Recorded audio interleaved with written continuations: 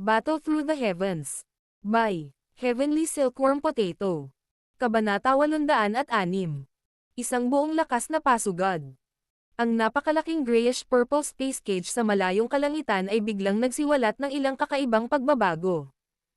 Makikita ng isang tao na ang nakapaligid na distorted spatial wall ay biglang umangat at bumuo ng maraming ripples. Sa ilang sandali lang, lumiit ang distorted arc. Sa huli, ang baluktot na espasyo ay nagsimulang dahan-daang bumalik sa dati nitong estado.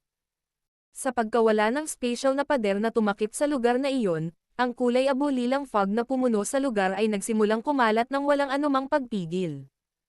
Bahagyang nagbago ang mga mukha ni Xiaoyan at nang iba pa nang makita ang mga senyales ng kulay abo-lilang poison fog na kumalat. Bagamat medyo malayo sila, ang kulay abo-lilang poison fog na iyon ay nagbigay pa rin sa kanila ng kakaibang pakiramdam.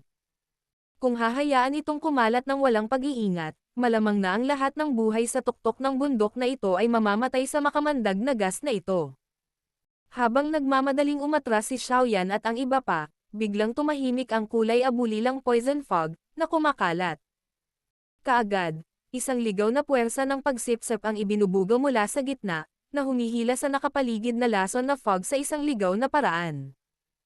Ang grayish-purple poison fog ay lumiliit sa napakabilis na bilis. Sa loob ng ilang kisap mata, ang lason na fog na kumakalat kung saan-saan ay umatras. Kasunod ng pag-alis ng poison fog, ang dalawang figurang itinago nito sa wakas ay nahayag sa lahat.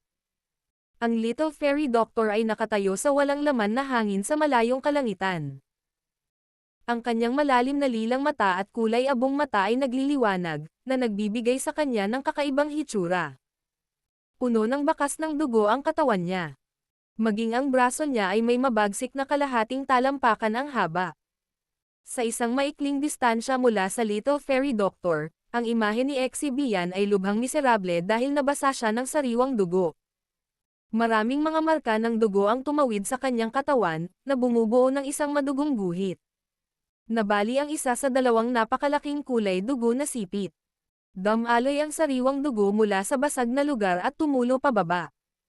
Ito ay pinasimulan ng kanyang mabangis na maputlang mukha, na naging dahilan upang lumitaw siya na parang isang mabangis na demonyo. Sa pag-aaral ng kanilang mga sugat, malinaw na ang labanan na naganap sa kulay abo-lilang poison fog na iyon ay mas matindi at mabangis kaysa sa labanan sa pagitan ng Medusa at Protector Tai. Gayunpaman, sa paghusga sa mga aura ng magkabilang partido, tila mas malala ang mga pinsala ni Exibian. Ang hitsura nilang dalawa ay natural na naging dahilan ng pagtigil ng lahat ng labanan sa ibaba. Hindi mabilang na mga tingin ang nakalap sa kanilang dalawa. Ang misteryosong Protector Tai na iyon ay nahulog na sa mga kamay ni Xiaoyan. Ang 10,000 Scorpion Gate ay maaari lamang umasa sa matandang ninuno na ito, si Exibian. Old Demon Exi, mukhang itong blood spirit skill mo ay hindi kasing lakas ng inaasahan ko. Bahagyang itinaas ng Little Fairy Doctor ang kanyang maselang kamay at marahang dinilaan ang isang patak ng sariwang dugo sa kanyang bibig. Pagkatapos nito, tumingin siya kaagad kay Exibian habang nagsasalita ito sa may sensinang paraan. Ikaw ay umaasa lamang sa kakayahan ng iyong Wolfel Poison Body. Ano ang dapat ipagmalaki? Kung wala ka nitong Wolfel Poison Body, imposibleng magkaroon ka ng kwalipikasyon na makausap man lang itong matandang ito dahil sa iyong talento at edad. Nagngangalit si Exibian habang sumagot. Hindi niya inaasahan na ang kompletong pagpapakawala ng Wolfel Poison Body ay magbubunga ng ganoong nakakatakot na lakas. Maging ang blood spirit skill na ito na lubos niyang pinagkadalubhasaan ay nahirapang labanan ito. Ang Little Fairy Doctor ay mahinang iniwas ang tingin sa kanya. Ang nanalo ay naging hari habang ang natalo ay naging tulisan. Ang talunan lamang ang makakahanap ng maraming dahilan. Bagamat umasa siya sa Wolfel Poison Body para makuha ang lakas na ito, ang Wolfel Poison Body ay naging dahilan din ng pagkawala niya ng napakaraming bagay. Ngunit hindi mo kailangang matuwa. Sa tuwing pumuputok ang Wolfel Poison Body na ito, magiging isang hakbang ang iyong poison body na mas malapit sa pagkawala ng kontrol. Kung titingnan ka, hindi dapat magtatagal bago ka pumasok sa yugtong iyon. Sa oras na iyon, natural na may darating at wawakasan ka. Nagsalita si Exibian na may madilim at malamig na tawa. Tapusin mo na lang siya. Hindi mo na kailangang sayangin ang hininga mo. Isang tawa ang ipinadala mula sa ibaba ng unti-unting nanlamig ang mukha ng Little Fairy Doctor. Tatlong figure ng tao ang lumiwanag bago tuluyang lumitaw sa tabi ng Little Fairy Doctor. Nakakagulat sila Xiaoyan, Ziyan, at Medusa. Nagulat ang Little Fairy Doctor at Exibian nang damapo ang kanilang mga mata patungo kay Medusa. Ang una ay nagpahayag ng kagalakan sa kanyang kakaibang kulay abolilang mga mata. Sa kabilang banda, biglang naging kakaiba ang ekspresyon ng huli. Natapos mo na ba ang lalaking iyon? Nagtatakang nagtanong ang Little Fairy Doctor matapos maramdaman na ang aura ni Protector Tai ay tila ganap na nawala. Oo, bahagyang tumango si Medusa. Ang kanyang mga mata ay tumitig kay Exibian at sinabing, mukhang hindi mo siya kayang tapusin. Kailangan mo ba akong makialam? Naipasok ko na sa kanya ang dugo ng aking Wolfel Poison. Mahihirapan siyang makatakas sa kamatayan ngayon. Ang Little Fairy Doctor ay tila ayaw na mahuli sa likod ng Medusa. Umiling siya habang tumugon sa mahinang boses. Nagulat si Xiaoyan nang marinig niya ito. Itinaas niya ang kanyang mga mata at iniwas ito kay Exibian sa kabilang panig. Ang ekspresyon ng isa pang kasama ay talagang medyo hindi karaniwan. Sa paraan ng pagkayam niya ng ngipin, tila sinusubukan niyang ilabas ang tinatawag na dugo ng Wolfel Poison Body mula sa kanyang katawan. Ha! Hindi inaasahan. Ang taong iyon ay talagang napunta sa ganoong kapalaran. Hihihi. Ngunit lahat kayo ay talagang matapang. Talagang naglakas loob kayong hawakan siya. Ano man ang inyong pinagmulan, malamang na kayong lahat ay walang kapayapaan sa hinaharap. Si Exibian sa una ay nagulat bago ang kanyang mga mata ay nagpakita ng kalupitan habang siya ay tumatawa. Hindi lang siya. Ang pinuno ng iyong 10,000 Scorpion Sect na si Exishan ay napunta rin sa ganoong kapalaran. Nagkibit balikat si Xiaoyan at tumawa. Biglang nanginig ang matandang mukha ni Exibian nang marinig ito. Ang kanyang mga mata ay marahas na tumitig kay Xiaoyan habang siya ay sumisingit. Ikaw ba? Tumango si Xiaoyan nang walang pag-aalinlangan. Siya ay ganap na walang pakialam sa masamang tingin na iyon. Lalong tumindi ang kasamaan sa mukha ni Exibian nang makita niyang tumango si Xiaoyan. Bago pa siya makasagot, ang Little Fairy Doctor sa gilid ay naiinip na ikanaway ang kanyang kamay at ang kanyang maselang kamay ay biglang nabuo ng isang selyo ng kamay. Ang dugo ng Wolfel Poison Body sa loob ni Exibian ay biglang sumabog na may putok kasunod ng pagbuo ng hand seal ng Little Fairy Doctor. Sa wakas, nag-transform ito sa hindi mabilang na bilang ng mga sinulid na sumalakay sa dugo ng katawan ng huli. Biglang nanginig si Exibian nang sumabog ang dugo ng Wolfel Poison Body sa kanyang katawan. Ang kanyang balat ay agad na naging isang kulay abolilang kulay, na lumilitaw na labis na kahabag-habag. Kinagat ni Exibian ang kanyang mga ngipin at sinubukan ang kanyang makakaya upang pasiglahin ang Daochi sa loob ng kanyang katawan. Gayunpaman, ang makamandag na dugo ay sumalakay na sa kanyang dugo. Ang sirkulasyon ng likidong dugo ay karaniwang sanhi ng bawat bahagi ng kanyang katawan na nahawahan ng makamandag na dugong iyon. Kung siya ay kasalukuyang nasa pinakamataas na kalagayan, si Exibian ay natural na magkakaroon ng paraan para mapaalis ang alinman sa mga lason na dugo. Gayunpaman, pagkatapos ng isang malaking labanan sa buhay at kamatayan sa Little Fairy Doctor, ang pagkahapon ng Daochi sa loob ng kanyang katawan ay hindi natural na seryoso. Wala na siyang lakas para ilabas ang nakal-alasong dugo gaya ng kanyang balak. Sa pagtaas ng rate ng aerosayon ng Wolfel Poison Blood, si Exibian ay naglabas ng matinding ubo mula sa kanyang bibig. Ang sariwang dugo ay walang pidgel na lumalabas sa kanyang bibig sa tuwing siya ay umuubo bago tuluyang nabasa ang kanyang damit. Older Exi, sa iyong kasalukuyang lakas, imposible para sa iyo na mapaglabanan ang kaagnasan ng Wolfel Poison Blood. Kaya, Palm. Dahan-daang nagsalita ang Little Fairy Doctor. Ang kanyang mga mata ay walang pakialam habang nakatingin kay Exibian na paulit-ulit na dumudura ng dugo. Wolfel Poison Body. Nakakatakot talaga. Ubo. Ngayon, nasaksihan na ito ng dating ako. Ubo. Sa wakas. Ang mga mata ni Exibian ay matamang tumitig sa Little Fairy Doctor. Paulit-ulit na umaagos ang sariwang dugo habang nagsasalita, dahilan para maging boses niya ang dahilan ng pagtayo ng mga butas ng isang tao. Natahimik ang buong kalangitan. Nakita ng lahat na narating na ni Exibian ang dulo ng kanyang paglalakbay. Hanggat siya ay nahulog, ang buong 10,000 Scorpion Gate ay mawawalan ng huling haligi ng suporta. Hihihi. Ang matandang ito ay maaaring nahihirapang makatakas sa isang kalamidad ngayon, ngunit lahat kayo ay kailangan ding magbayad ng halaga ng dugo kung gusto ninyong mamatay ang matandang ito. Nagtaas ng mukha si Exibian at nagpakita ng malupit na ngiti sa grupo ni Xiaoyan. Ang tungkod sa kanyang kamay ay nakahampas sa lupa, at makikita ng isa na tila kumukulo ang loob ng kanyang katawan. Maraming mga paltos ng dugo ang lumitaw sa kanyang balat sa isang makapal na paraan. Bukod dito, makikita ng isa ang kumukulong dugo sa loob ng mga paltos ng dugo na ito. Ang nakakatakot na paraan ng pagkulo nito ay nagbigay ng isang goosebumps habang ang lamig ay tumaas sa kanilang mga puso. Si Xiaoyan at ang Little Fairy Doctor ay natigilan nang makita kung ano ang nangyayari kay Exibian.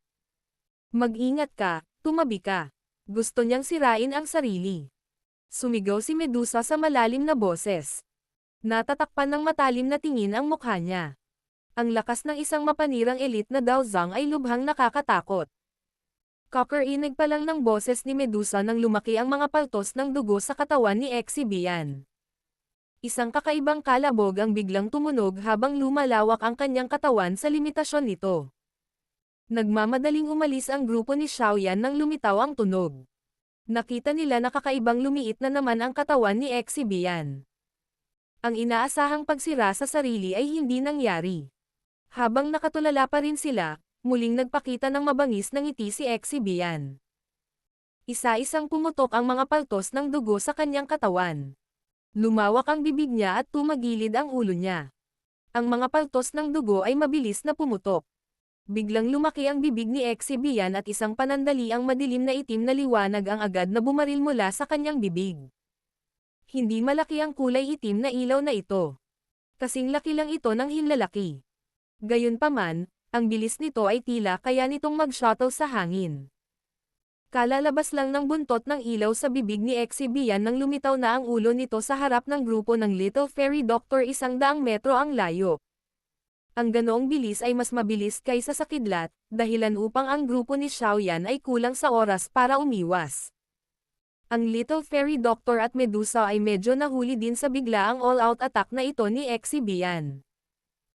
Nagkaroon lamang sila ng oras upang iikot ang kanilang Daochi sa ibabaw ng kanilang katawan sa kritikal na sandaling ito, na bumubuo ng isang malakas na depensa ng Daochi sa labas ng kanilang mga katawan. Ang maitim na dugong kumikinang na iyon ay biglang bumaril ng maitatag ang kanilang mga depensa. Gayunpaman, sa hindi inaasahang pagkakataon ay napalingon ito ng akmang hahampasin nito ang kanilang mga katawan.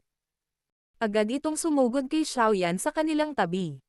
Ang target ng pag-ataking ito ni Exibian ay hindi talaga ang Little Fairy Doctor kundi si Xiaoyan. Battle Through the Heavens. Kabanata 807. Demon Poison Spot.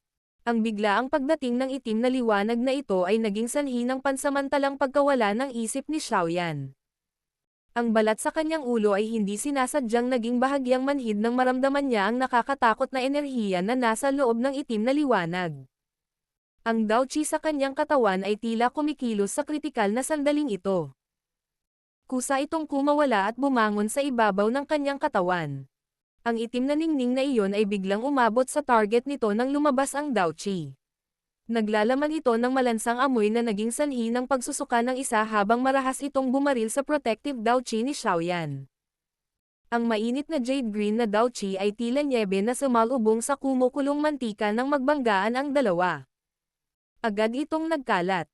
Sa isang sandali, ang protection na si Daochi ay pilit na napunit ng itim na ningning, at marahas na hinampes ang katawan ni Xiaoyan sa isang unceremonial na paraan. Ang banggaan ay hindi nagresulta sa anumang puwersa. Gayunpaman, ang itim na liwanag ay tila isang likido dahil agad itong nawala sa balat ni Xiaoyan. Ilang segundo lang ang lumipas nang masira ng itim na glow ang protective Daochi at pumasok sa katawan ni Xiaoyan. Sa oras na gumaling si Xiaoyan, ang itim na ningning ay pumasok na sa kanyang katawan. Isang thumb-sized na black spot ang nanatili sa lugar kung saan ito pumasok sa kanyang balat. Ang unang bagay na ginawa ni Xiaoyan pagkatapos gumaling ay hinawakan ng kanyang kamay ang itim na bahagi sa kanyang dibdib. Ibinaba niya ang kanyang ulo para lamang matigilan. Natuklasan niya na ang itim na lugar ay mabilis na kumakalat sa pamamagitan ng mga sinulid ng maliliit na itim na linya.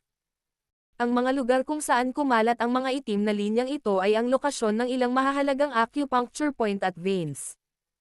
Agad na nagbago ang mukha ni Xiaoyan nang makita ang eksenang ito.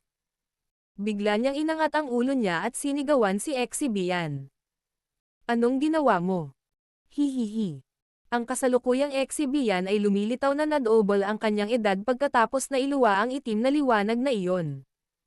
Nagsimulang malaglag ang puting buhok sa kanyang ulo. Ang kanyang mga busog ay nakasalansan, na tila napakalaking bangin. Bagamat naging ganito ang kalagayan, ang mabangis at malamig na halakhak sa kanyang malabo na mga mata ay naging mas siksik. Brat, ang dami mong napatay na tao mula sa aking 10,000 Scorpion Gate. Paano ka pakakawalan ng matandang ito? Biglang nagbago ang mga mukha ni Medusa at ng Little Fairy Doctor nang makita ang kasamaan sa mukha ni Exibian. Nag-flash ang kanilang mga katawan at lumitaw sila sa tabi ni Xiaoyan bago nagmamadaling tingnan.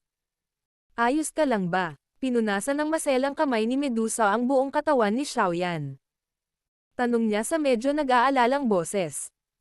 Ang nakakatakot na welga na iyon mula kay Exibian kanina ay tiyak na hindi lamang naglalagay ng hitsura.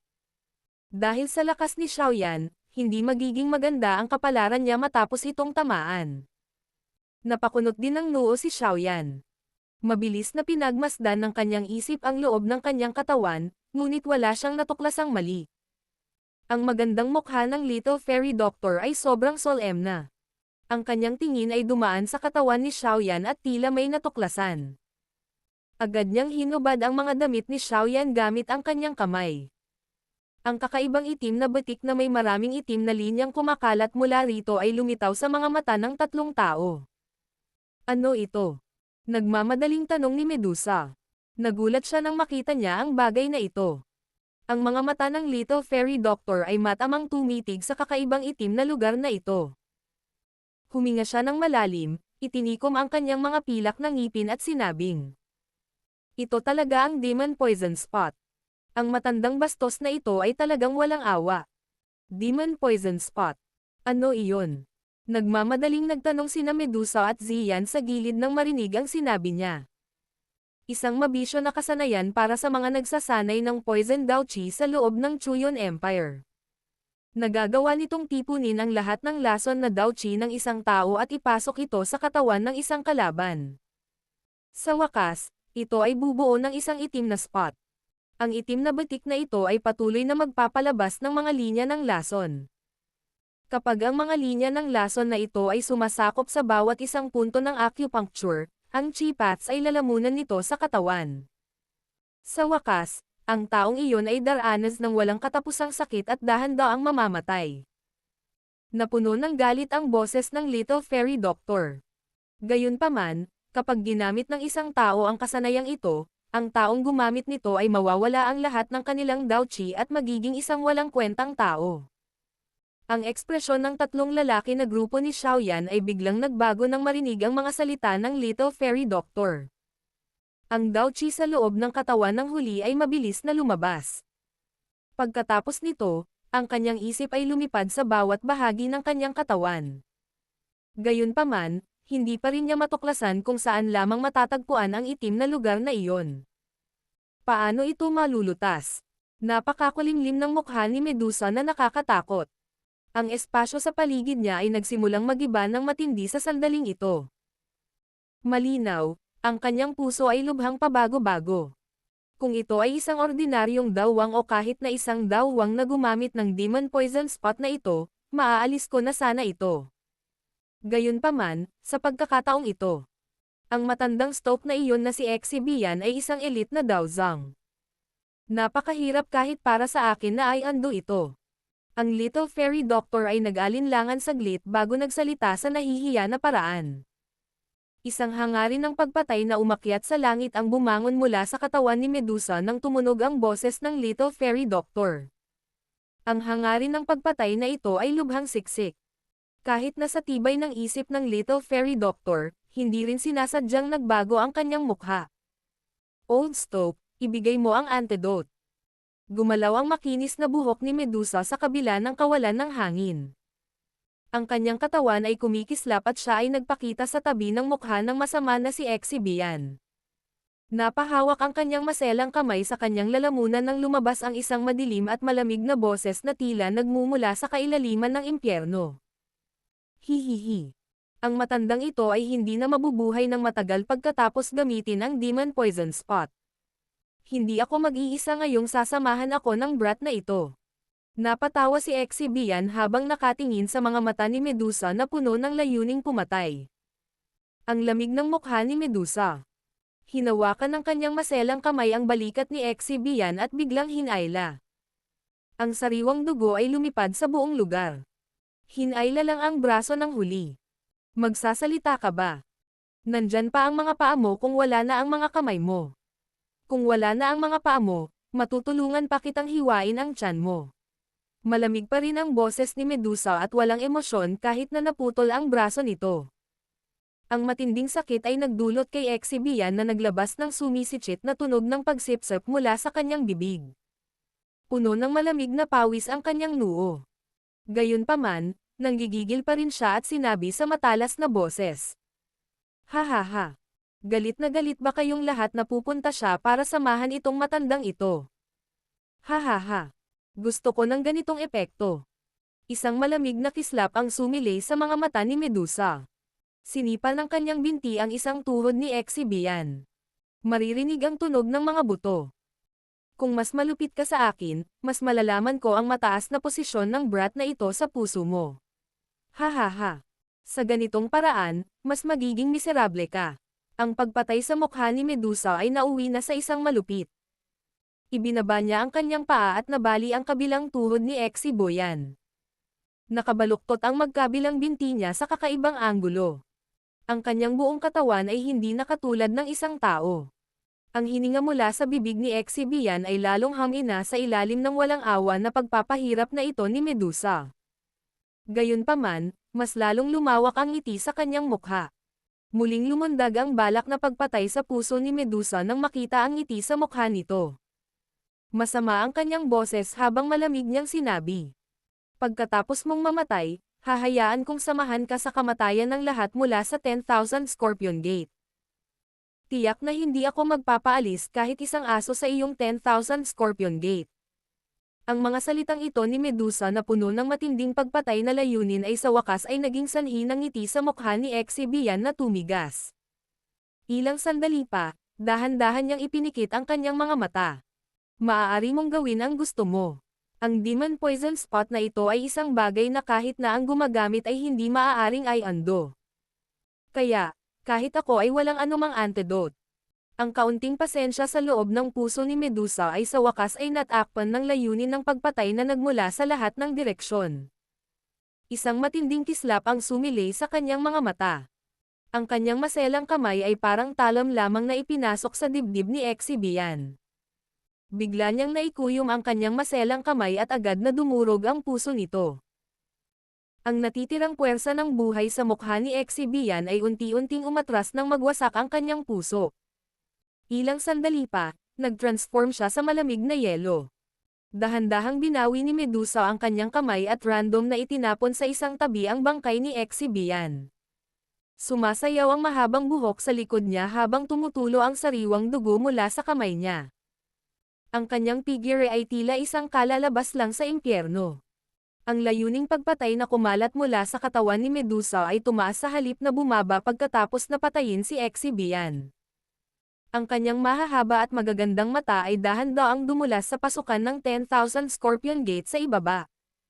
Isang hangarin ng pagpatay na umabot sa langit ang naging dahilan upang maramdaman ng lahat mula sa 10,000 Scorpion Gate na para silang nasa isang ice house. Isang walang magawang sigaw ang tumunog ng si Medusa, na may matingkad na pulang mata, ay naghahanda upang simulan ang isang massacre. Kailin, bumalik ka. Nanginig ang magandang katawan ni Medusa nang marinig ang pamilyar na sigaw na ito. Sakalang medyo hangina ang matangkad na pamumula ng kanyang mga mata. Saglit siyang nagpumiglas bago tuluyang tumalikod at nagmamadaling pumunta sa posisyon sa kalangitan kung saan naroon si Xiaoyan. Isang mapait na ngiti ang pinakawalan ni Xiaoyan at napabuntong hininga nang makita niyang nagngangalit si Medusa sa kanyang harapan. Naglabas siya ng tela mula sa kanyang storage ring at pinunasan ang sariwang dugo na nasa maselang kamay nito. Tara na, ibabalik kita sa Jiama Empire. Kung hindi ka matutulungan ni Guhi na paalisan ang lason, dadalhin kita sa kontinente para humanap ng tutulong sa iyo. Hinawakan ni Medusa ang kamay ni Xiaoyan nang bigla itong magpahayag. Nagulat si Xiaoyan. Tiningnan niya ang medyo ordinaryong anyo na nabuo ng mysterious beast skin na iyon. Naantig ang kanyang puso. Sa totoo lang kaya niyang gawin ang mga bagay-bagay para lang sa kanya. Narito na ang taong dalubhasa sa paggamit ng lason. Saan ka patitingin? Malabo na ngumiti si Xiaoyan. Itinapon niya ang telang iyon, bumaling sa Little Fairy Doctor at nagtanong. Wala ba talagang paraan para malutas ito? Ang Little Fairy Doctor ay mahigpit na nagsalubong ng kanyang mga kilay. Matagal siyang nag-isip bago tuluyang umiling habang sinabing. Wala talaga akong kakayahang iundo ang Demon Poison Spot na nilikha ng isang elite na Daozang. Kung makakahanap ka ng isang eksperto na mas mataas ng isang klase, maaaring maando ito ng taong iyon. Isang taong mas mataas sa isang klase kaysa sa taong gumamit nito. Hindi ba't nangangahulugan iyon na nangangailangan ito ng isang maalamat na elite na Daozun? Kumunat ang noo ni Xiaoyan at nagtanong matapos marinig ang sagot niya. May bitterness ang sulok ng bibig ng Little Fairy Doctor habang tumatango siya. Tiningnan niya ang mahigpit na nakasimangot na si Xiaoyan, at nag-alinlangan saglit bago nagsalita ng dahan-dahan. Maaaring napakalason ang Demon Poison Spot na ito ngunit hindi ito walang pakinabang. Nilalaman nito ang lahat ng Daochi ni Exibian sa loob nito. Kung kaya mong tiisin at lutisin ito, ang napakalaking halaga ng Daochi ay mamanahin mo, syempre, ito ang iyong makukuha. Battle Through the Heavens. Kabanata 808. Rock Pool. Mapait na tumawa si Xiaoyan nang marinig niya ito. Sa kasalukuyan, ang pangangalaga sa kanyang buhay ang pinakamahalagang bagay. Sino ang maaabala kung ang Demon Poison Spot na ito ay naglalaman ng lahat ng Daochi ng isang piling Daozang sa loob nito? Gaano katagal ang Demon Poison Spot na ito upang ganap na sumabog? Nag-isip sandali si Xiaoyan bago nagtanong ng isang napakahalagang tanong. Ang Little Fairy Doctor ay muling nag-alinlangan. Sa wakas, walang magawa siyang bamulong ng tugon makalipas ang ilang sandali. Kalahating taon. Medyo nairita si Xiaoyan nang marinig niya ang oras na ibinuga mula sa bibig ng Little Fairy Doctor. Kalahating taon. Saan siya pupunta at maghahanap ng isang piling Daozun para tulungan siyang i-undo ang Demon Poison Spot sa panahong ito? Gayunpaman, hindi ka dapat masyadong mag-alala tungkol dito. Bagamat hindi ko magawang i-undo ang Demon Poison Spot, may kakayahan akong lubos na maantala ang oras ng pagsabog nito. Saglit na napaisip ang Little Fairy Doctor nang makita ang ekspresyon ni Xiaoyan. Sa wakas, nagsalita siya na may kahihiyan na ekspresyon. Kung hindi niya inimbitahan si Xiaoyan, malamang na hindi mangyayari ang ganoong bagay. Bukod dito, hindi niya nagawang tumulong na ayusin ito pagkatapos mangyari ang ganoong problema. Nakahinga lang ng maluwag si Xiaoyan matapos itong marinig. Ibinaling niya ang kanyang ulo upang tingnan si Medusa, na nakakuyom pa rin ang kanyang mga pilak na ngipin, at hindi sinasadyang tumawa. Relax, okay lang. Itong kahit anong Demon Poison Spot ay maaaring talagang magpalakas ng aking lakas. Natural na hindi maaabala si Medusa sa mga salitang ito na kahit si Xiaoyan mismo ay walang gaanong tiwala. Gayunpaman, wala siyang kahit katiting na solusyon sa sandaling ito. Naiikot na lamang niya ang kanyang ulo at pinutol ang Little Fairy Doctor gamit ang malamig niyang mga mata. Mula sa kung paano niya naisip ito, kung nagawang tapusin ng huli si Exibian habang nasa loob pa sila ng kulay abu-purple na spatial cage, malamang na hindi magkakaroon ng mga magugulong bagay na ito na kasunod.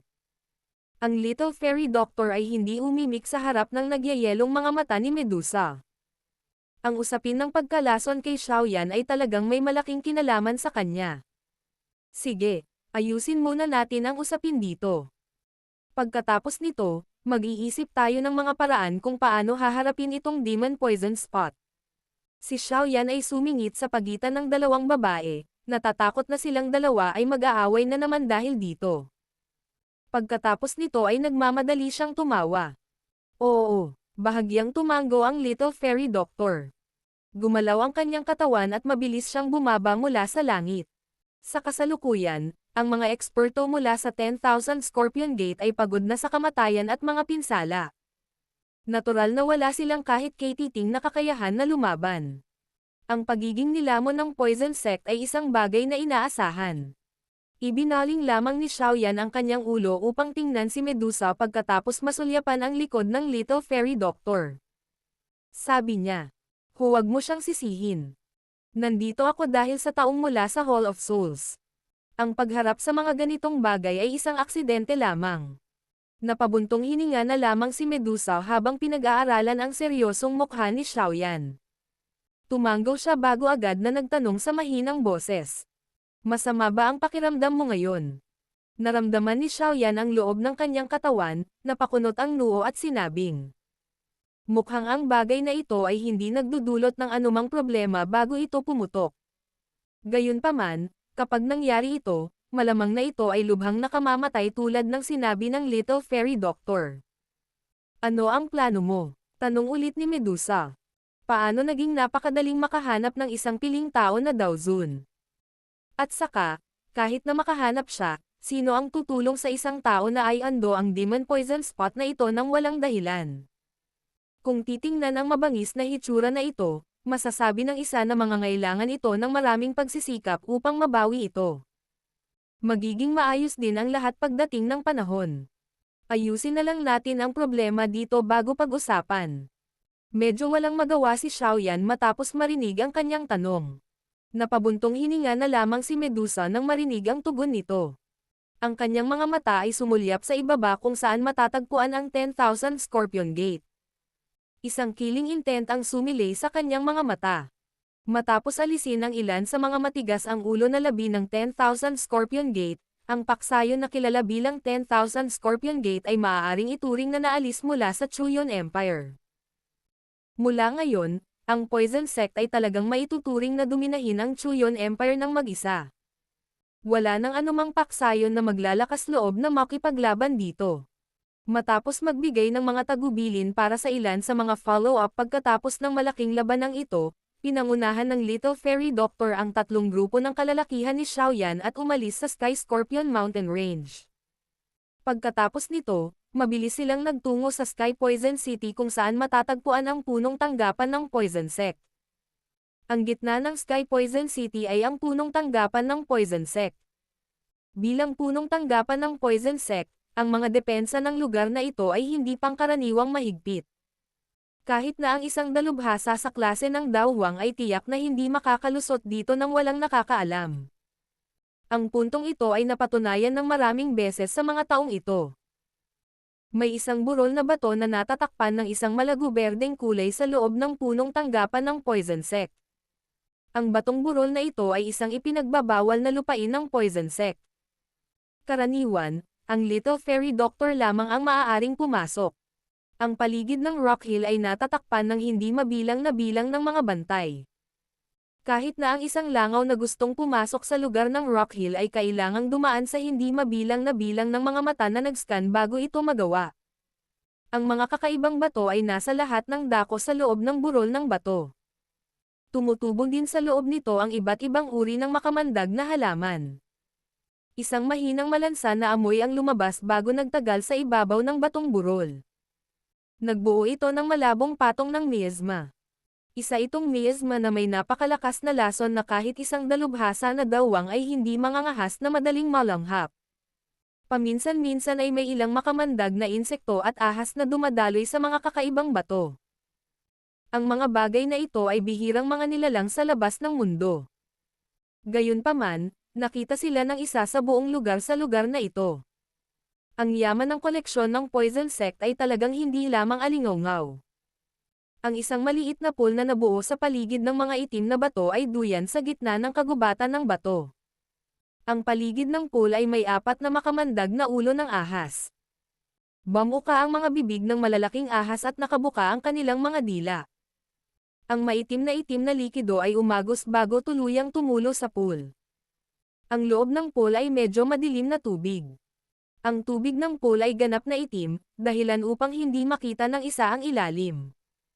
Maging ang espiritual na lakas ay makikita kapag tinangka nitong ipasok ito. Isang mahinang hamog ang lumipad sa ibabaw ng pool. May dala itong mabangong amoy. Maliwanag, ito ay isang napakalason na bagay. Sa kasalukuyan ay may 3 tao na nakatayo sa paligid ng rock pool. Lahat sila ay matamang pinagmamasdan ang hubad na binata sa loob ng rock pool. Ang lason na tubig sa pool na ito ay hindi makakasama kay Xiaoyan, tama ba? Ang mga mata ni Medusa ay pinagmamasdan ang itim na pool ng tubig habang siya ay maingat na nagtanong. Ang pool ng lason na tubig na ito ay isang bagay na ginamit ko sa mahigit 100 uri ng mga makamandag na halaman at insekto upang makalikha. Ang iba't ibang lason sa loob nito ay pinagsama-sama sa isa't isa, na nagiging sanhi ng pagkakaroon nito ng napakalaking dami ng enerhiya. Ang Little Fairy Doctor ay tumingkayad at ang kanyang maselang kamay ay hinawakan ito na parang ordinaryong tao. Hinalo ng kamay niya ang tubig na may lason na maaaring makasira pa ng kamay. Sa wakas, mahina niyang sinabi. Gayunpaman, ang tubig na may lason sa huli ay tubig na may lason. Ang lason na nasa loob nito ay napakalakas din, ngunit ito ang kailangan ni Xiaoyan. Siya ay naghihirap mula sa mabangis na Demon Poison Spot. Kung magsasanay siya sa pool na ito kasama ng aking gabay, posibleng labanan ang lason na may lason at pansamantalang sugpuin ang Demon Poison Spot sa kanyang katawan. Makakamit nito ang epekto ng pagkaantala sa oras kung kailan ganap na sisabog ang Demon Poison Spot. Nang marinig ito, napatingin si Medusa kay Xiaoyan sa pool na nakapikit. Sa sandaling ito, tila walang mali sa huli. Saka lang siya nakahinga ng maluwag. Ang Little Fairy Doctor ay dahan-dahang naglakad sa kabilang gilid ng pool. Ang kanyang magagandang mata ay tumingin sa itim na bahagi sa dibdib ni Xiaoyan. Sa sandaling ito, lumitaw ang ilang kulay abulilang maliliit na tuldok sa paligid ng itim na lugar. Pinipigilan ng maliliit na tuldok na ito ang Demon Poison Spot hanggang sa napilitan itong kumalat sa mas mabagal na bilis. Ang Little Fairy Doctor ay malumanay na nakahinga ng maluwag nang makita niya ito. Agad na damilat ang kanyang mga mata sa tuktok na ulo ni Xiaoyan, at pinagmasdan ang mahinang puting fog na dahan-dahang tumataas mula rito. Pagkatapos nito, naramdaman niya ang mataas na temperatura na ibinubuga mula sa katawan ni Xiaoyan. Sinabi niya, "Medyo mas maganda ang sitwasyon kaysa sa inaasahan ko." May presensya ng heavenly flame sa katawan ni Xiaoyan. Bagamat imposibleng lutasin ang Demon Poison Spot, nakakatulong itong hadlangan ang lason.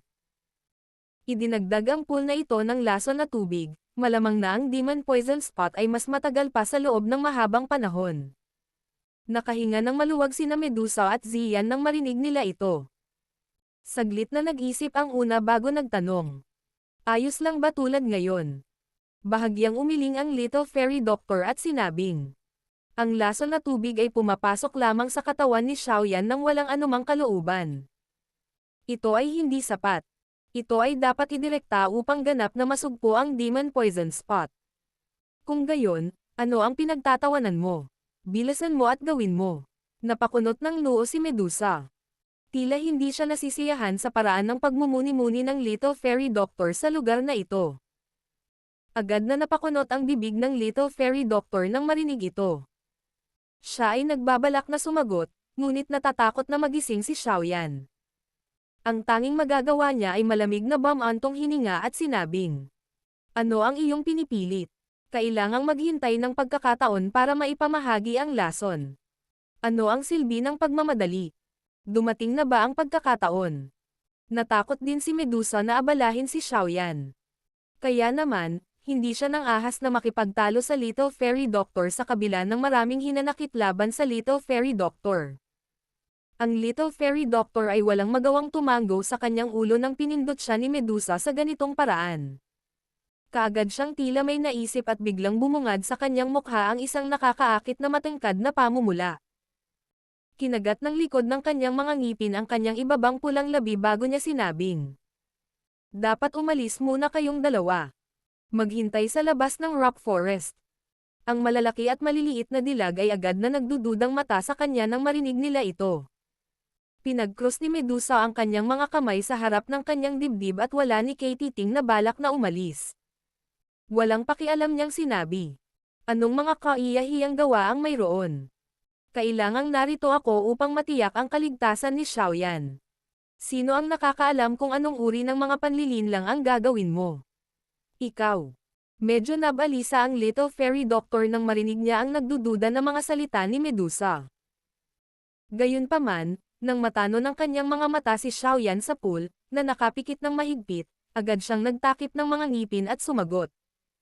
"Kalimutan mo na, ikaw ang bahala. Maaari kang manatili kung gusto mo."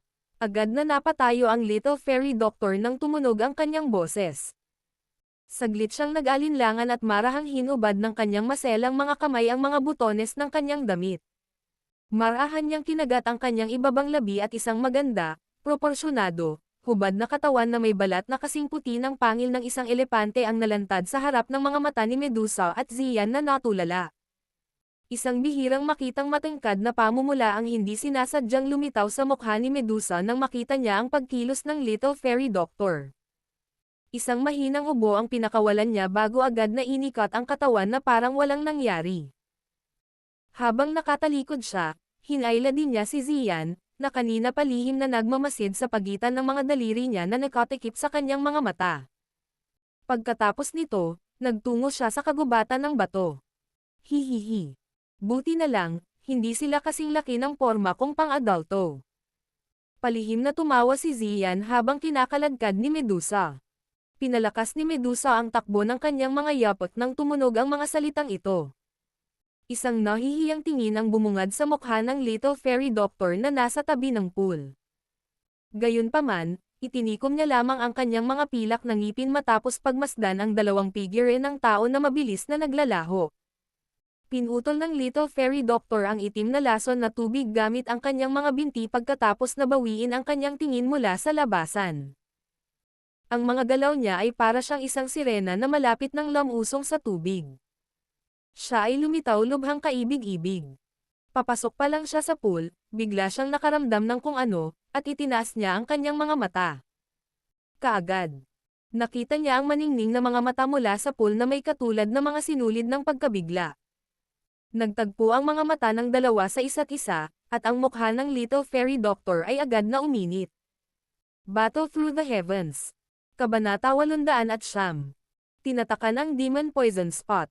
Dalawang pares ng mga mata ang nagsalubong sa isa't isa sa isang pool na naglalaman ng mahinang hamog. Sa wakas ay nakabawi si Xiaoyan makalipas ang ilang sandali. Agad siyang nagpakawala ng matinding at tuyong ubo nang makita niya ang nahihiyang pulang mukha ng Little Fairy, at nagmamadaling ibinalik ang tingin. Ang pag-ubo ni Xiaoyan ay naging dahilan upang mabunot ang Little Fairy Doctor mula sa bahagyang pagkahilo na naramdaman mula sa kanyang ulo. Ang kanyang kaibig-ibig at hubad na katawan ay parang isang magandang sirena habang papasok siya sa rock pool na may tunog ng tilamsik. Sa wakas, ang kanyang kaakit-akit na katawan, na naging sanhi ng isang panaginip, ay natatakpan ng madilim na itim na pool na iyon ng tubig. Medyo nahiya din si Xiaoyan nang makita niya ang pabilog na alon sa loob ng rock pool. Ang bagay na ito ay talagang walang gaanong kaugnayan sa kanya. Ang Daoqi sa loob ng kanyang katawan ay katatapos lang ng isang cycle nang hindi niya inaasahang imulat niya ang kanyang mga mata sa eksenang ito. Splash! Ang pool ng tubig sa hindi kalayuan ay nagbuga ng alon habang si Xiaoyan ay nakaramdam ng hiya. Kaagad, isang medyo matangkad na pulang nakakaakit na mukha ang bumangon mula sa pool. Gayunpaman, inihayag lamang ng Little Fairy Doctor ang kanyang ulo sa pagkakataong ito. Ang natitirang bahagi ng katawan niya ay natatakpan ng maitim na tubig sa pool. Ang mukha ng Little Fairy Doctor ay naglalaman pa rin ng bahagyang pamumula dahil sa kanyang kahihiyan ng mabunyag ito. Kung ang mga tao mula sa Poison Sect ay makikita ang kanyang masunurin, pambabae na ugali, malamang na sila ay magugulat na malaglag ang kanilang mga panga. Sino ang aasahan na ang Sky Poison Woman na ito, na ang mabangis na reputasyon sa loob ng Chuyon Empire ay maaaring takutin ang sinumang makarinig nito, ay maaaring aktwal na magbunyag ng isang nakakaganyak, magandang pamumula. Ubo. Ito. Na. Anong ginagawa mo? Tahimik na tumawa si Xiaoyan habang sinusulyapan niya ang mapang-akit na mga mata ng Little Fairy Doctor. Nawalan ng imak ang Little Fairy Doctor nang marinig niya ito. Inikat niya ang kanyang mga mata kay Xiaoyan at bamulong. Ano ang ginagawa ko? Tinutulungan kitang sugpuin ang Demon Poison Spot. Patuloy na tumatawa si Xiaoyan habang hinihimas ang kanyang ulo. Medyo napigilan talaga siya. Ito ang unang pagkakataon sa kanyang buhay na nakaharap niya ang isang nakahubad na babae sa isang pool. Natuwa ang Little Fairy Doctor nang makita ang pambihirang kahihiyan ni Xiaoyan. Agad siyang nagpakawala ng mahinang tawa. Medyo nawalan ng gana si Xiaoyan nang makita niya ang magagandang labi nito na nangingiti. Ang gayong magiliw ng ngiti ay kasing galaw ng pagbabalik sa bayan ng Qingshan. Mas maganda ka pa rin kapag nakangiti. Tahimik na komento ni Xiaoyan. Nagulat ang Little Fairy Doctor. Agad niyang ibinaba ang kanyang mga mata habang ang isang macelan na parang jade na braso ay nakalahad mula sa pool. Saglit itong tumagos sa tubig ng pool habang mahina niyang sinabi. Ako ay tinatawag na Sky Poison Woman sa Chuyon Empire na ito. Sa hinaharap, hindi ko na magagawang makipag-ugnayan kahit kanino hanggat ang nakatagong panganib ng Warful Poison Body ay naroon pa rin. Ang Warful Poison Body ay magkakaroon ng mas malaking pinsala sa mga tao sa paligid ko habang papalapit ito sa oras na ito ay ganap na sumabog. Marahan na bamantong hininga si Xiaoyan habang pinag-aaralan niya ang Little Fairy Doctor, na nagpakita ng kapaitan sa gilid ng kanyang bibig. Sabi niya, "Relax, gagawin ko ang lahat para tulungan kang mahanap ang mga kinakailangang sangkap na kailangan para makontrol ang Warful Poison Body. Kapag na-control mo ng perpekto ang Warful Poison Body, natural na malulutas ang lahat ng problema mo." Bahagyang napangiti ang Little Fairy Doctor. Pilit niyang itinoon ang atensyon habang sumasayaw ang kanyang maselang braso. Tulad ng isang magandang sirena, dahan-dahan siyang nakarating sa harap ni Xiaoyan.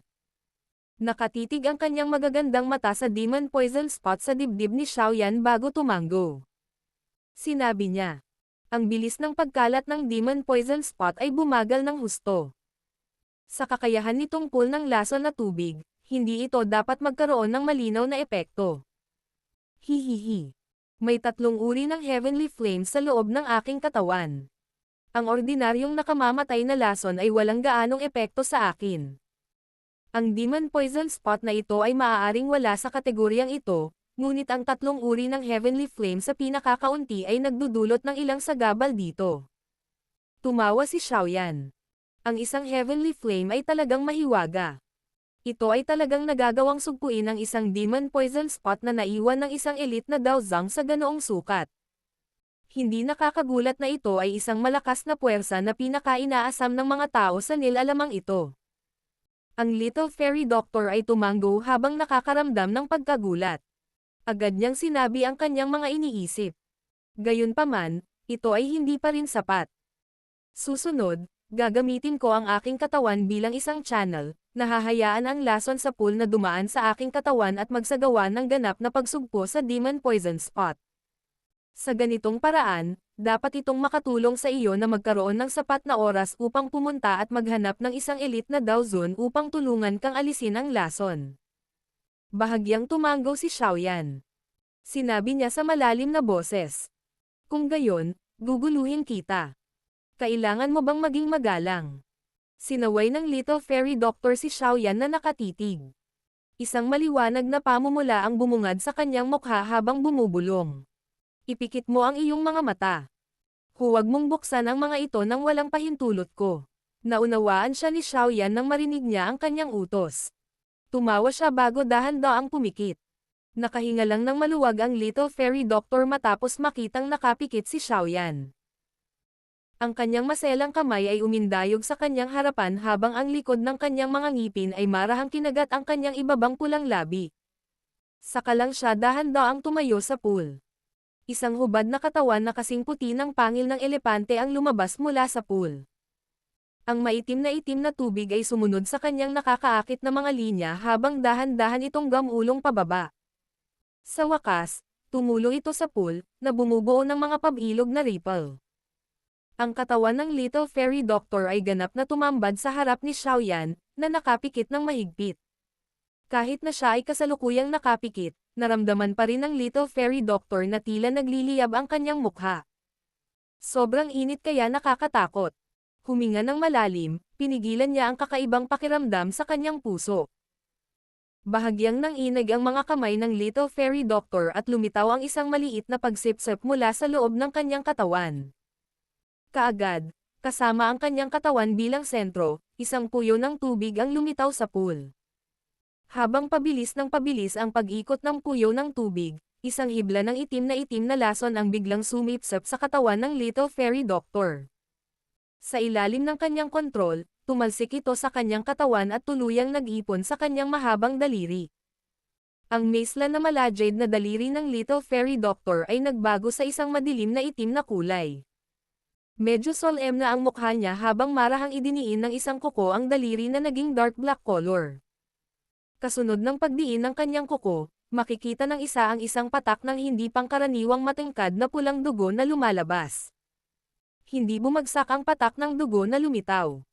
Sa halip, nanatili itong mahigpit na nakadikit sa kuko ng Little Fairy Doctor, na tila isang maliit na nanlilisik na perlas ng dugo.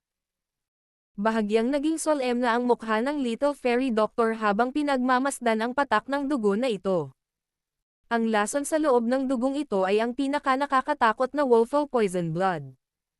Kahit sa lakas ng klase ni Exibian sa Daozang, nauwi siya sa kamatayan dahil dito. Ito ay sapat na upang makita ang lakas ng makamandag na bagay na ito. Ang Little Fairy Doctor ay dahan-dahang huminga ng hangin habang itinoon ang kanyang isip. Ilang sandali pa, mabagal na gumalaw ang kanyang pinoong daliri at sa wakas ay huminto sa itaas ng Demon Poison Spot sa dibdib ni Xiaoyan. Saglit siyang nag-alinlangan bago agad na itinikom ang kanyang mga pilak na ngipin habang sumasayaw ang kanyang maselang kamay. Ang isang tao ay maaaring makakita ng mga hibla ng itim na kulay na mga pinong linya na nagmumula sa dulo ng mga daliri ng Little Fairy Doctor habang sila ay sumasayaw. Sa wakas ay nag-twist sila at nakabuo ng isang misteryosong selyo na nakapalibot sa Demon Poison Spot. Sa bawat oras na pumuputok ang maliliit na linyang may kulay itim, madadaanan nila ang patak ng Wolfo Poison Blood sa kanyang kuko. Ang mga hibla ng dugo ay magkakadikit dito. Ang Demon Poison Spot ay lumilitaw na may naramdaman kasunod ng pagkubkob ng kulay itim na mga sinulid. Ang hindi mabilang na bilang ng mga makapangyarihang linya ng lason ay biglang bumaril. Para silang hindi mabilang na mga matalas na palason na bumaril patungo sa nakapalibot na selyo. Ang Little Fairy Doctor ay agad na nagpakawala ng malamig na buntong hininga nang makita ang pagbabago ng Demon Poison Spot. Ang bilis sumayaw ng dulo ng kanyang mga daliri ay biglang tumaas. Ang linya ng itim na selyo ay naging mas makapal din. Ang linya ng Demon Poison Spot ay bumaril patungo sa makapal na selyo, ngunit agad itong naaninag pabalik. Nakahinga ng maluwag ang Little Fairy Doctor nang makita niyang nabigo ang pagguho ng Demon Poison Spot. Gayunpaman, ang Demon Poison Spot na iyon ay marahas na dumura ng napakalason na itim na linya na kasing kapal ng hinlalaki bago matapos ang selyo. Bahagyang nagbago ang mukha ng Little Fairy Doctor nang makita ang malupit na pag-ataking ito. Ang kanyang maisla na mga daliri ay sumayaw sa mas mabilis na bilis. Sa huli, maraming after-image ang nabuo. Ang nakamamatay na lason sa itim na linya ay bumangga sa selyong iyon pagkaraan ng ilang sandali. Gayunpaman, sa pagkakataong ito ay hindi ito naaninag pabalik. Ang nakamamatay na nakal-alasong itim na linyang ito ay naglalaman ng napakaraming Daochi. Sa ilalim ng suporta ng malaking halaga ng Daochi, ang nakamamatay na lason sa itim na linya ay pamunit sa selyo sa isang brutal na paraan. Sa wakas, naging parang napakalaking mabangis na ahas ito nang sumugod ito sa selyo. Nanlamig ang mga mata ng Little Fairy Doctor habang pinagmamasdan ang mga layer ng seal na napunit ng nakamamatay na lason ng itim na linya. Biglang pinitik ang daliri niya bago tuluyang naputol. Ang patak ng Wolfel Poison Blood sa dulo ng kanyang daliri ay lumabas bago kumalat sa mahiwagang selyong iyon. Ang selyong iyon ay agad na nagpakawalan ng matangkad pulang kulay habang ibinuhos ang Wolfel Poison Blood. Ang hindi mabilang na bilang ng mga itim na linya ay gumalaw. Nag-form sila ng dragonet shape. Chi. Ang nakamamatay na lason ng itim na linya ay marahas na bumangga sa iba pang mga itim na linya na bumuo ng isang lambat at nagdala ng isang sinulid ng maliwanag na pamumula. Ang bilis ng pag-charge nito ay nagsimulang bumagal. Makalipas ang ilang paghinga, ito ay tumigas bago ito masira sa selyo. Hindi nakahinga ng maluwag ang Little Fairy Doctor nang makita niya ito. Sumayaw ang kanyang mga daliri at tinapos niya itong selyo. Sa sandaling gumalaw ang kanyang kamay, ang ganap na tumigas na nakamamatay na lason sa itim na linya ay parang bar aisles ng kanyan habang lumiliit ito. Bigla itong bumaril ng isang thread ng isang maliit na itim na linya sa gitna ng isang malakas na tunog. Sa wakas, nabasag nito ang huling layer ng selyo. Ang handsil ng Little Fairy Doctor ay agad na nakumpleto nang masira ang hibla ng itim na linyang iyon. Kaagad, ang selyo sa paligid ng Demon Poison Spot ay nagbuga ng matingkad na pulang glow na ganap na nasecure ang Demon Poison Spot sa loob nito. Sa sandaling makumplito ang selyo, natuklasan ng Little Fairy Doctor na ang nakamamatay na lason ng itim na linya ay tumatakas. Nagbago agad ang mukha niya. Noong pinaplano niyang sirain ang thread na ito ng tumatakas na Demon Poison Spot, nagulat siya nang matuklasan niya na ang temperatura sa ibabaw ng katawan ni Xiaoyan ay naging mas mainit. Isang malabong kumpol ng jade green na apoy ang lumitaw sa paligid ng itim na linyang iyon, na random na tumatakas. Ang apoy ay ganap na nakabalot sa itim na linya. Sa hitsura nito, ang apoy ay tila intensyon na dalisayan ang huli. Ang itim na linyang iyon ay nagsimulang mabaliw nang masunog ng mabangis na apoy ng jade green na iyon. Ang napakalaking halaga ng Dao Qi na nakapaloob dito ay nagsimulang ihayag. Ang taong ito, talagang iniisip niyang gawing sarili niya ang Dao Qi sa thread na ito ng Demon Poison Spot. Agad na bumalot ang sorpresa sa magagandang mata ng Little Fairy Doctor nang makita ang eksenang ito. Agad siyang nagpakawalan ng ginhawa sa loob ng kanyang puso. Mula sa hitsura ng sitwasyon, tila ang heavenly flame sa loob ng katawan ni Xiaoyan ay mayroon pa ring kakayahan na pinuhin ang isang linya ng tumatakas na lason sa kabila ng hindi kayang ganap na pinuhin ang Demon Poison Spot. Bagaman ang thread na ito ng Demon Poison Spot ay napakaliit, ang Dao Qi na nilalaman nito ay napakadalisay. Kung kaya niyang pinuhin ito, maaaring mapataas nito ang kanyang lakas. Ang taong ito ay talagang matapang. Battle Through the Heavens. Kabanata 810. 2-star Dao Huang. Ang jade green na apoy ay nag-alab ng husto habang kumalat ang isang mainit na pelikula. Nagdulot ito ng hitsura na inihaw ang loob ng buong katawan ni Xiaoyan. Gayunpaman, maswerte na ang Glazed Lotus Heart Flame ay ganap na napino ni Xiaoyan. Ang mataas na temperatura na inilabas ay hindi nakaapekto kay Xiaoyan. Kung hindi, walang sino man ang maglalakas loob na payagan ang isang heavenly flame na masunog ng walang pag-iingat sa kanilang katawan. Isang itim na linya ng enerhiya ang gumugulong na parang isang maliit na ahas sa loob ng kumpol ng jade green na apoy. Kasunod ng bawat pag-ikot, ang maitim na kulay na nakapalibot sa katawan nito ay kakalat habang iniihaw ng Glazed Lotus Heart Flame. Bagamat ang ganitong uri ng bilis ng scattering ay napakabagal, ang madilim na itim na kulay ay maaga o huli ay ganap na masusunog sa kawalan dahil hindi ito sinusuportahan ng anumang mga suplemento. Hanggat ang itim na kulay na naglalaman ng matinding lason ay tinanggal, ang dalisay na Dao Qi na nakapaloob sa Demon Poison Spot na ito ay madaling maabsorb ni Xiaoyan. Bukod dito, ito ay magiging isang pampalusog na sangkap na magbibigay daan sa lakas ni Xiaoyan na bumuti. Ang isip ni Xiaoyan ay nakatuon sa hibla ng maitim na lason habang ang kanyang puso ay naglalabas ng malamig na tawa. Dahil sa lakas niya ngayon, hindi talaga siya naglakas loob na i-provoke ang Demon Poison Spot na iyon. Gayunpaman, Ang napakaliit na hibla ng linya ng lason na walang anumang pinagmulan na sumusuporta dito mula sa likuran ay talagang nang-ahas na magpalipat-lipat. Tila talagang naisip nito na ang glazed lotus heart flame sa loob ng kanyang katawan, na nabuo mula sa dalawang heavenly flames, ay hindi nagtataglay ng maraming banta. Nakatuon ang atensyon ni Xiaoyan sa kulay ng dark black poison line, na unti-unting namumutla. Siya rin ay nagtataglay ng ilang pangunawa sa tinatawag na demon poison spot. Ang bagay na ito ay talagang tulad ng inilarawan ng Little Fairy Doctor. Ito ay lubhang madilim at lason. Sa kanyang kasalukuyang lakas ng dawhang, talagang napakahirap alisin. Gayunpaman, sa pamamagitan ng pagtingin sa kung ano ang kasalukuyang ginagawa ng glazed lotus heart flame, hindi siya ganap na walang kakayahang labanan ang tinatawag na demon poison spot. Ang glazed lotus heart flame na nabuo mula sa kombinasyon ng dalawang heavenly flames ay nagawang pinuhin ang lason nitong demon poison spot. Bagamat ang bilis ng pagpipino na ito ay napakabagal at ang target nito ay isang maliit na linya ng lason, ang glazed lotus heart flame na ito ay hindi gaanong nakapagpino nito. Kaya naman, tahimik na gumawa ng haka-haka ang puso ni Xiaoyan na kung isa pang heavenly flame ang sasamahan sa kanyang glazed lotus heart flame, ang pagtatangka na pinuhin ang buong demon poison spot ay maaaring hindi masyadong mahirap. Siyempre, ang antas ng kahirapan sa pagtatangkang pagsamahin ang isa pang heavenly flame ay hindi bababa sa paghahanap ng isang piling taon na Daozun upang tumulong at alisin ang lason. Napakalaki ng kontinenteng ito ng Daoqi.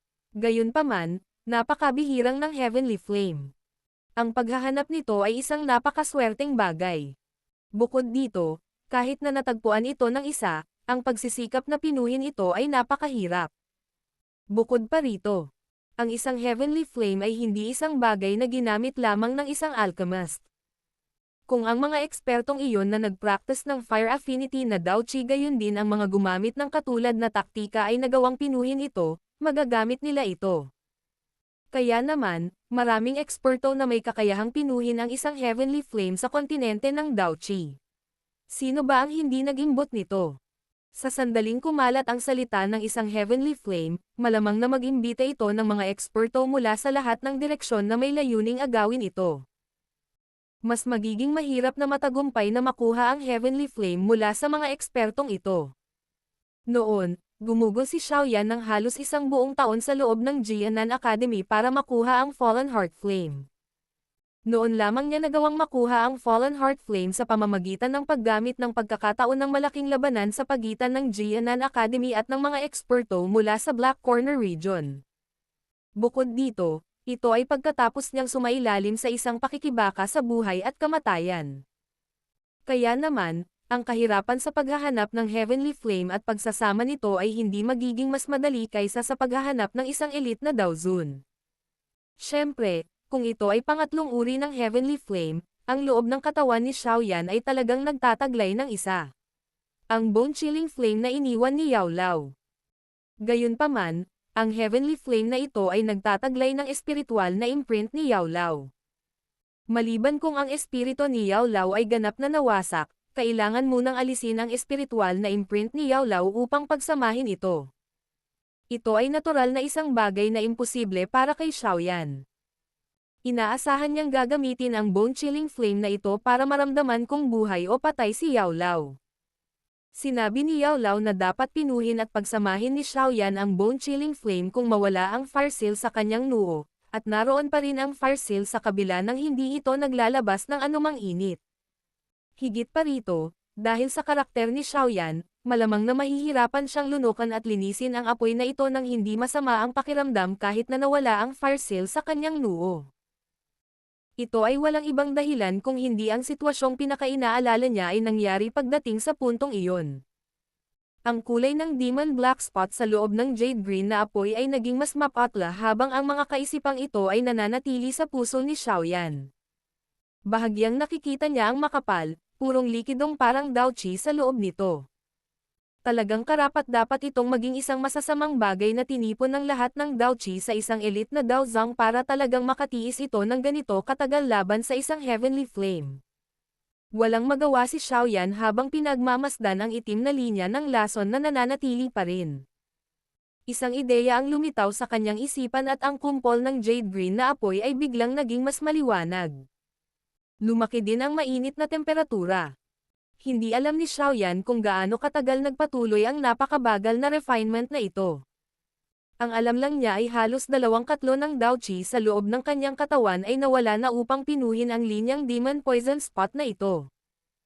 Mula dito, posibleng makita kung gaano kahirap ang demon poison spot. Isang thread na lang ang nagpabago kay Xiaoyan sa ganitong estado.